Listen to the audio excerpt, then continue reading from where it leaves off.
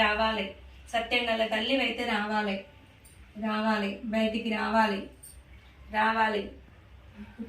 సత్యం గల తల్లివైతే బయటికి రావాలి, దునకాలి, ఉగ్ర రూపం చూపియాలి, చూపియాలి. ఎవరు తల్లి?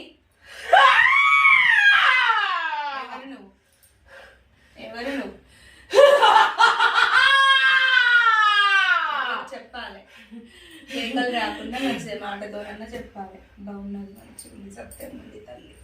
చెప్పు, చెప్పు, చెప్పాలి తల్లి, చెప్పాలి. ఎవరు నువ్వు? నీ పేరు? శాంతి లేదమ్మా. శాంతి లేదా? నాకు శాంతి లేదమ్మా. నన్ను నమ్ముతలేరమ్మా. నమ్మేటట్టు నేను చేస్తే తల్లి. నువ్వు ఎక్కడి నుంచి వచ్చినావు? అత్తగారి దేవుడా, అవ్వగారి దేవుడా? నా అత్తగారు నమ్మది, నా తల్లి, నా తల్లిది, నా అత్తగారు, నా కుటుంబం అది. కుటుంబమా? సరే, ఎవరు మరి? నీ పేరు పెట్టిరా తల్లిదండ్రులు? నీ పేరేంటిది? నీ పేరేంటి తల్లి? ఏ దేవతవు? మైసమ్మవా, ఉప్పలమ్మవా, దుర్గమ్మవా? మరి ఎవరు చెప్పు మరి. కాదంటే నీ పేరు చెప్పుకో, నీ పేరు చెప్పుకో. ఎవరు నువ్వు? ఇంత సత్యంగా వచ్చినావు బాల మీద. పేరు చెప్పుకో, పేరు చెప్పుకో. నేను నేర్పించిన వాళ్ళందరినీ నేను నేర్పిస్తా బిడ్డ. నువ్వు పేరు చెప్పుకో. కంటికి పద్దారలు ఏడవద్దు. కొల్లారి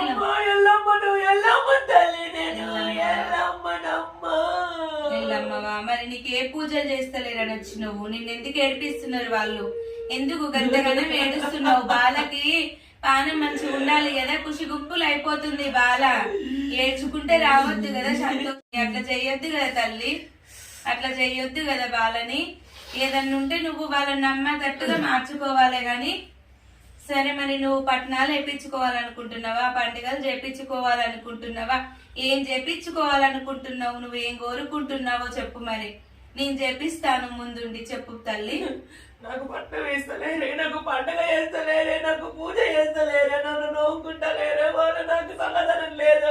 నాకు మంటలు ఉడుతుంది, నాకు మంటలు ఉడుతుందమ్మా.